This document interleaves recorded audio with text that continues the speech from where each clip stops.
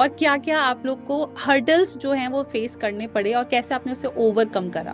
तो मैंने सोचा ठीक है, एक दूसरा ट्राई करते हैं। अगर हम्म। इस बार भी नहीं हुआ तो मैं कुछ अलग ट्राई करूंगा और सीएसए नहीं दूंगा। तो मैं दूसरा ये जून वाला ट्राई किया था। तो जो एग्जाम देने के बाद भी मुझे नहीं लग रहा था इस बार हो पाएगा। तो अच्छा। कैसे एक बार हो गया। मतलब मैं तो रिजल्ट देख के शॉक ही हो गया था उस दिन, और सीएसए नहीं दूंगा। तो मैं दूसरा ये जून वाला ट्राई किया था। तो अच्छा। कैसे एक बार हो गया। मतलब मैं तो रिजल्ट देख के शॉक ही हो गया था उस दिन। तो आपने किस तरीके से प्रिपरेशन करी थी जब आपने दोबारा से कोशिश करी तो कहीं ना कहीं डिमोटिवेशन आया होगा, तो कैसे आपने उसको ओवरकम करा। सेकेंड टाइम जब प्रिपरेशन किया तो मेरा सारा फोकस रिवीजन और मॉक टेस्ट में दिया था। तो शायद उसमें बहुत बहुत हेल्प किया था। और अड्डा का टेस्ट और नोट भी बहुत हेल्प किया था मुझे। तो बायोटेक्नोलॉजी से तो बायोटेक्नोलॉजी लगभग हो गया था। तो नोट में रोज रिवीजन करता था। जितना भी जब क्लास जितना भी पढ़ाया गया था तो रोज रिवीजन करता था। और मेरा खुद का शॉर्ट नोट भी था। तो एग्जाम से पहले वो शॉर्ट नोट भी मैं देख के गया था। तो वो मुझे ज्यादा हेल्प किया था, मेरा शॉर्ट नोट। सफलता मेहनत और दृढ़ निश्चय का ही प्रमाण होता है। हेलो एवरीवन, वेलकम और welcome back to CSIR NET 24/7। My name is मेघना श्रीवास्तव, मेरे साथ आशिता मैम है।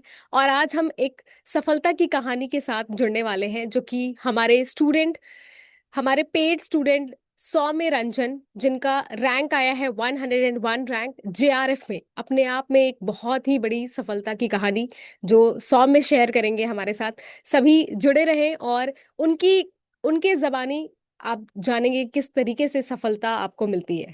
बिल्कुल स्टूडेंट्स, तो आप सभी आज उनकी इंस्पिरेशनल स्टोरी जानेंगे।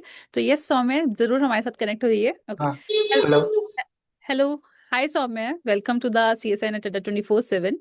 और सबसे सबसे पहले पहले तो आपको हाँ, कॉन्ग्रेचुलेशंस, बहुत बिल्कुल। ही ज्यादा। हाँ। आपने जो थैंक काम यू मैम। करके दिखाया है, बहुत सारे स्टूडेंट्स को ये नहीं मिलता है। बहुत कम सीट्स हैं। मैं अपने सभी जो स्टूडेंट्स हैं उनको बता दूं, बहुत JRF की लिमिटेड सीट्स होती हैं। हम्म। उसमें अगर आप JRF में 101 रैंक ले आ रहे हैं, ऑलमोस्ट आप 100 रैंक तक पहुंच गए, बिल्कुल। जहां पर हम देख सकते हैं सिर्फ 1000 सीट है। हाँ, अपने आप में बहुत बड़ी उपलब्धि है। बिल्कुल, और काफी सारे हार्डवर्क के बाद ये चीज अचीव होती है। अब चलिए जानते हैं सौम्य से ही डायरेक्टली कि उनका ये जो जर्नी है वो किस तरीके से रहा। तो सौम्य, अपना जो थोड़ा सा आप जर्नी है उसके बारे में हमें बताइए कि किस तरीके से आपने प्रिपरेशन स्टार्ट करी और क्या क्या आप लोग को हर्डल्स जो हैं वो फेस करने पड़े और कैसे आपने उसे ओवरकम करा। हाँ, यस मैम। तो मैं उड़ीसा से बिलोंग करता हूँ। तो मेरा MSc pass out agriculture biotechnology से हुआ है।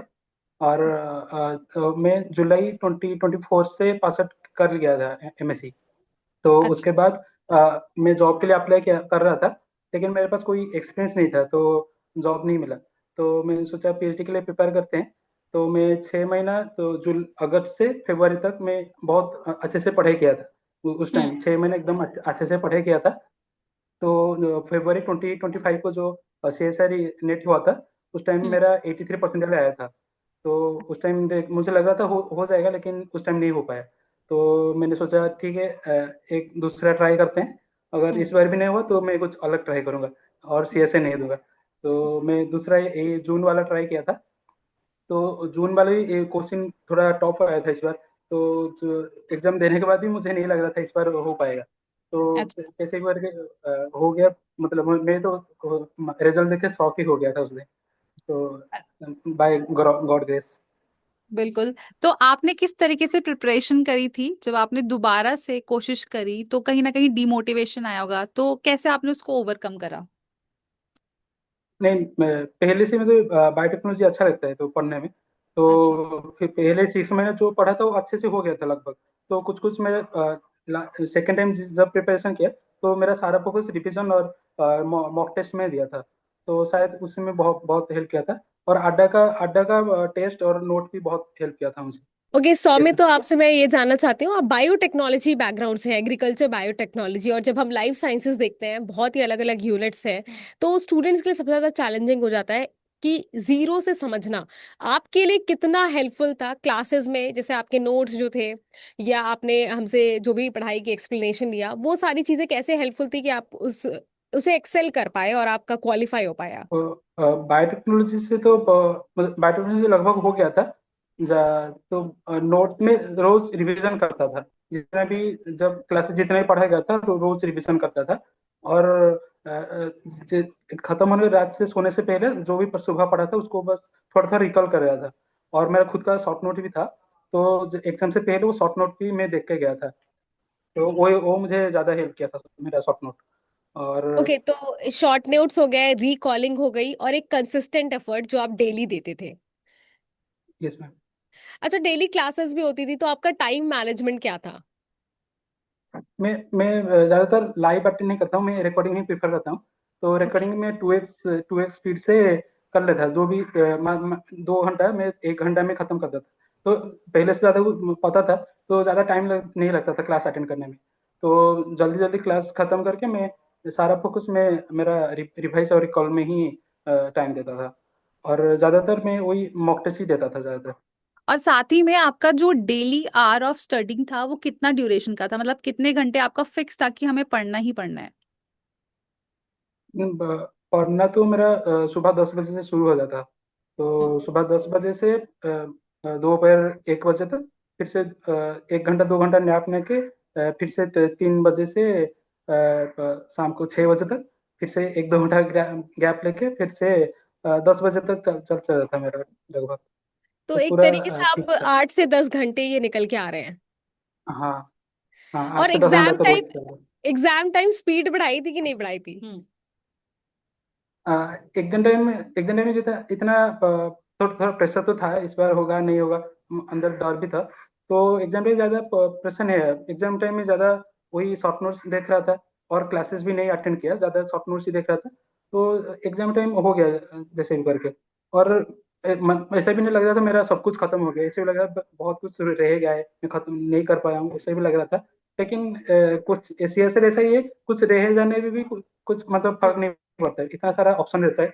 जो जो भी अटेंड मतलब मेरा ऐसा कोशिश था कि मैं जितना भी अटेंड करूँ सही अटेंड करूँ। नेगेटिव बिल्कुल नहीं करना है। तो मैं उतना ही करके आया था। तो लगभग हो गया था मेरे हिसाब से। अच्छा, तो जैसे आपने इस बार का जब एग्जाम दिया था तो उसमें पार्ट सी के क्वेश्चंस थोड़े से लेवल अप लग गए होंगे, तो उसमें आपका फिर अप्रोच कैसा रहा था?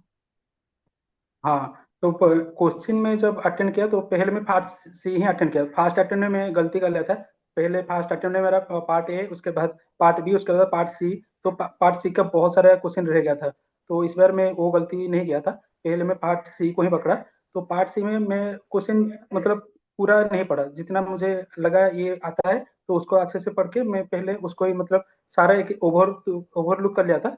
जो जो मुझे लगा ये नहीं मैं कर सकता हूँ, तो उसको हम्म। मैं कर गया।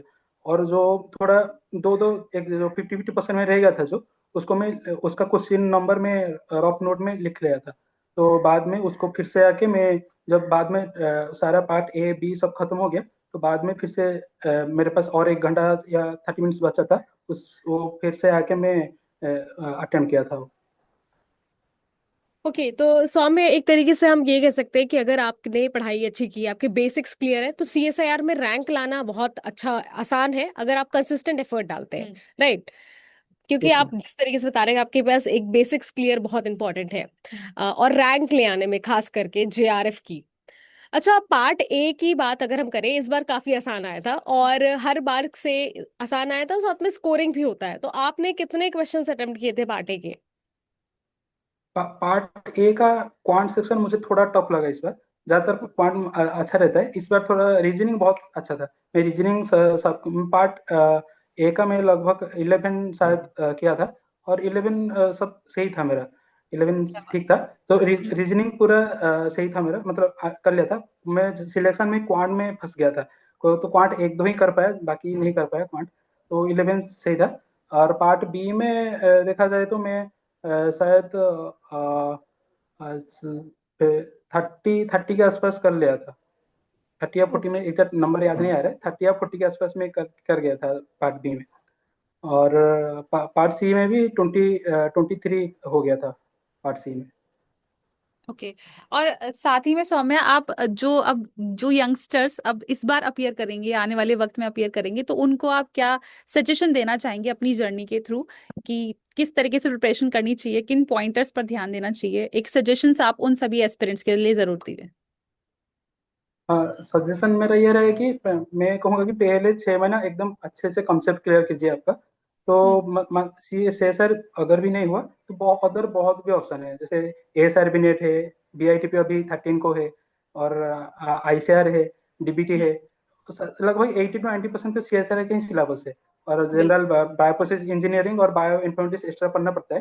तो वो हो जाता है टाइम के थ्रू। तो जो मैं कहूँगा कि CSR जितना भी सिलेबस है एकदम अच्छे से 6 महीना एकदम अच्छे से मतलब डिस्टर्ब ना होकर 6 महीना अच्छे से कंसेप्ट क्लियर करना है। बाकी धीरे धीरे हो जाता है, खुद खुद के ऊपर कॉन्फिडेंस भी आ जाता है। तो हम्म। टाइम के थ्रू हो जाता है धीरे धीरे। मुझे भी लग रहा था नहीं, मेरा नहीं हो पाएगा, मैं स्ट्रीम चेंज कर लूंगा, ये बायोटेक्नोलॉजी नहीं होगा। और तो कैसे भी हो गया इस बार, तो अच्छा अच्छा है। ओके, आफ्टर एग्जाम टाइम में यूजुअली स्टूडेंट्स बहुत पैनिक करते हैं, और जो कुछ स्टूडेंट्स ऐसे भी होते हैं जो लास्ट टाइम में काफी क्वेश्चंस एक्टिव हो गए थे, काफी क्वेश्चंस पूछ रहे थे। तो आपको क्या लगता है कि किस तरीके से क्वेश्चन प्रैक्टिस करनी चाहिए? बिकॉज अभी अचानक से वी ऑल्सो नो दैट कि आप बहुत ज्यादा बहुत नॉलेज नहीं गेन कर सकते, या अचानक से कॉन्सेप्ट्स नहीं क्लियर हो सकते। तो वो कितना डेली का एफर्ट आपका क्वेश्चन प्रैक्टिस में लगता था? हाँ, क्वेश्चन प्रैक्टिस तो मैं सुबह उठते ही करता था। रात को रिवीजन करता था, लेकिन सुबह उठते ही मैं क्वेश्चन पकड़ प्रैक्टिस करता था।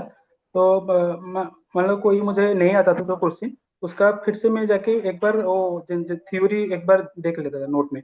जो क्वेश्चन मेरा नहीं आता था तो एक बार रिवाइज भी हो जाता था फिर से। तो और जो भी नहीं आता था, ऐसे भी नहीं कि मैं पकड़ के बैठूं, उसको छोड़ भी देता है, नहीं आता है नहीं आता है, ठीक है छोड़ दो। ऐसा भी नहीं है, मैं दूसरा ट्राई करता था। तो वही है। ओके, तो मतलब छोड़ना भी जरूरी है, और एग्जाम में भी जो डिफिकल्ट है हाँ कि भाई उसको छोड़ दो।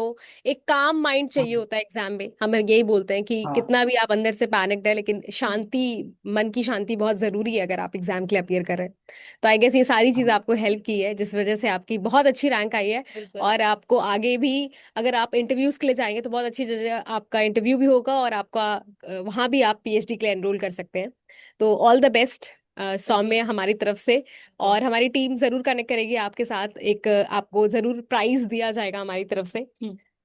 बिल्कुल, thank you and ma'am. Many many congratulation Saumya, आपका हार्ड वर्क जो है वो डेफिनेटली आपको उसका उस रिजल्ट जो है कल मिला है। और बहुत जल्द हम आपसे दोबारा से कनेक्ट करेंगे। और आपकी इंस्पिरेशनल स्टोरी आई होप सभी सभी को कैंडिडेट्स, अच्छी लगी। बिल्कुल सभी कैंडिडेट्स इससे जरूर समझना सीखना कि देखो कंसिस्टेंसी जो है वो बहुत ज्यादा जरूरी होती है। इवन दो हो सकता है कि इस बार हम पॉइंट से रह गए हैं, बट अगर हम अगली बार दोबारा से मेहनत करें और उतनी ही कंसिस्टेंसी से मेहनत करें तो डेफिनेटली रिजल्ट हमारा जरूर बनता है। एंड बहुत बिल्कुल। जरूरी होता है हम्म। सेल्फ एनालिसिस, जैसा कि बिल्कुल। सौम्य ने किया कि बिल्कुल। मैं कहाँ लैक कर रहा हूँ। हम्म। और उनका लास्ट अटेम्प्ट था, बट स्टिल उन्होंने इतनी अच्छे से अपनी मेहनत की हम्म। और फॉलो किया नोट्स को, अपने क्वेश्चन प्रैक्टिस का एक टाइम बनाया, और प्रॉपर टाइम मैनेजमेंट से आज उन्होंने JRF के लिए क्वालिफाई किया है। उनकी ऑल इंडिया रैंक 101 है। सो हमारी टीम की तरफ से congratulation once again Saumya. And इसी तरीके से जी। हम चाहते हैं आगे भी हमारे स्टूडेंट्स परफॉर्म बिल्कुल। करें। हम्म। बिल्कुल, तो मैनी मैनी कॉन्ग्रेचुलेशंस। एंड अगर किसी भी स्टूडेंट का कोई भी डाउट रहता है तो आप लोग जरूर कमेंट बॉक्स में हमारे साथ कनेक्ट कर सकते हैं, पूछ सकते हैं doubt, and definitely we are going to answer that. Thank you so much everyone, bye bye and take care.